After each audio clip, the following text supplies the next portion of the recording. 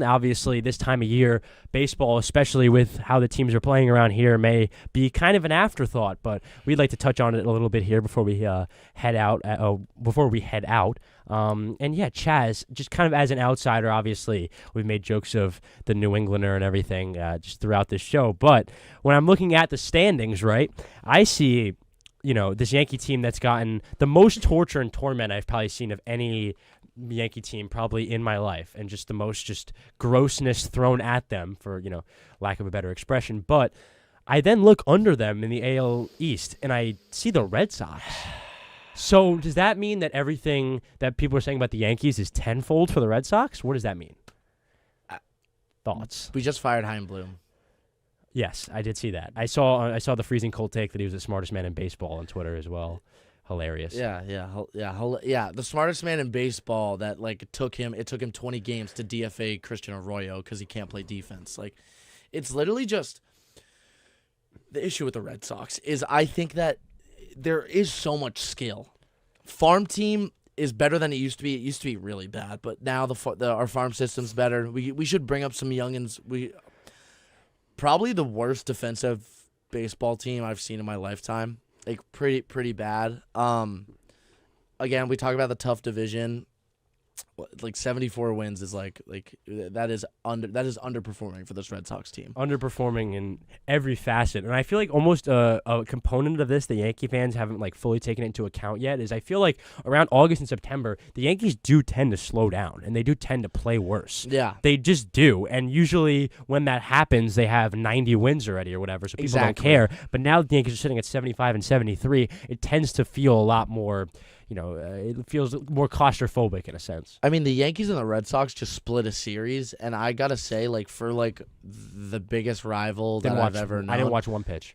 I watched maybe a combined 7 innings of baseball across all 4 games. Yeah, I think I might have watched an inning, maybe. It's just genuinely bad baseball. It's sad. It's sad and bad. It's sad because these teams. And it makes me mad. These teams are both loaded up to make runs. These are both playoff rosters in a lot of senses. But I don't know. I mean, I think the Yankees' complacency is the downfall of them this year. I think if they would have made that switch into the younger generation, maybe around July or August, really just kind of put all their chips in front of the table, I think obviously they have more than 75 wins right now. But it's so hard to tell, and I almost don't want to give this team any credit right now. Yeah, it makes sense because as you said, their greatness is what's killing them because they're just thinking every time they're in a rough spot, they're like, but we're the Yankees. We're going to bounce back. And then you don't. And you're like, but we're the Yankees. We'll do it next year. And then nothing happens. Well. Yeah, totally. I mean, that's how every Yankee season usually goes. Kill it at the beginning of the year, and then maybe a slump in July, August, September, middle of the year range, and then pick it back up late September, October. When you have, and the issue was, that was happening, and you were making the playoffs, but you still weren't winning World Series, so that doesn't work. And now, when you had the Judge injury and the Rizzo concussion, I really think that this is the first year I've been dialed in on the MLB. And living in the Bronx, obviously, I'm going to be keyed in on the Yankees. And it was kind of a bum year for me to start paying attention to the Yankees. Just a little bit. I feel like a lot of people feel similarly to you, at least in the sense of you're dedicating your life and dedicating your emotions and all these things to this team, and it seems like they're not getting anything back out of it. I know one of you mentioned earlier about how a player, they care as much as the fan and how important that can be. I just heard Joakim Noah on Pardon My Take was talking about a similar thing, but I don't get that vibe from any Yankee aside from the captain. Ever. I mean, Garrett Cole, obviously, because that guy's just a wicked competitor, but I feel like genuinely there's a lack of just like drive and just want to win in this roster. Yeah, Giancarlo's the perfect example. I think Giancarlo like doesn't like baseball. It's real. I'm gonna be real with you. But also, I've watched Yankee series where he's won us a playoff series before. I know what but I mean? yeah, so but I can't be this guy who's like, oh, he's bad at baseball. I don't think Garrett Cole I think part of the Yankees, I think you have to buy in. I think you have to care about the pinstripe. For sure. I don't think Giancarlo's there. No, yeah. And I think guys like Bader did. I think a guy like Volpe definitely does. I think IKF does. As much as people drag him, I think he loves being a New York Yankee. A figure who would look be looked down on way fondlier than he would have if he just wasn't playing shortstop. If he was full utility from the moment he walked into the Bronx, he'd be like a beloved Yankee. But because they were like, oh, this is our next Derek Jeter, and everyone was like, why are you lying to us right now? That kind of created the animosity that I think kind of creates some of the negatives of him. But I don't know. I mean, IKF is almost a prime example of just some of these guys in this team that are playing well, but you can't do it alone.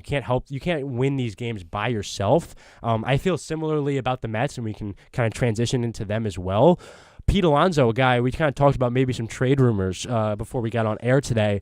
That's a kind of guy where it feels like him and Lindor and these stars just don't have the completionness, which is not a word, but I feel like it's descriptive enough to get the point across. There's no continuity, I think is the word. That is on the this word. Team. There's that is the word. I think the Mets worse than the Yankees. Absolutely. I mean, that fire sale, it's like really old, but that fire sale at the trade deadline is like you're running home with your tail between your legs. Like everyone's like, oh, Epler's so smart. It's like, so you got Steve Cohen, who thinks in 2023 you can buy your way to a World Series and have no continuity in the team. The team has no identity. It was just like, this guy does this and this. It's like he's trying to play daddy's money ball. Like, it's crazy the way that he thought that would work. And then when it doesn't and you sell off all your guys, you are seen as a savant.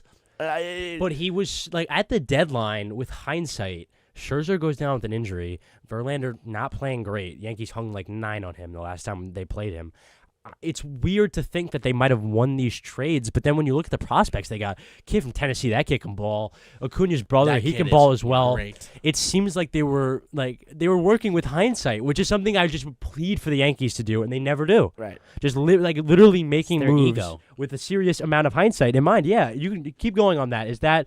How has ego kind of been the downfall of this Yankee team and the Met team? Yeah, kind of what we alluded to, just because you have this whole history behind you of why you're such a successful franchise. That doesn't mean you're going to be successful every year. And it shouldn't blind you to the point where you just outright refuse to admit you're in this position. And you're like, well, what are you going to do to change it? Nothing. Like you have to make changes. That's the only way you stay on top. And that's been like the downfall of these teams. It's rough as a fan as well to like support them, because you're like, make something, do something, you know? Like that means like, come on, like do anything. Literally anything, and fans will be happy. And just really quick before we wrap up here, do you think Aaron Boone and Buck Showalter are both the managers of their respective teams going into opening day next year? I think Boone is.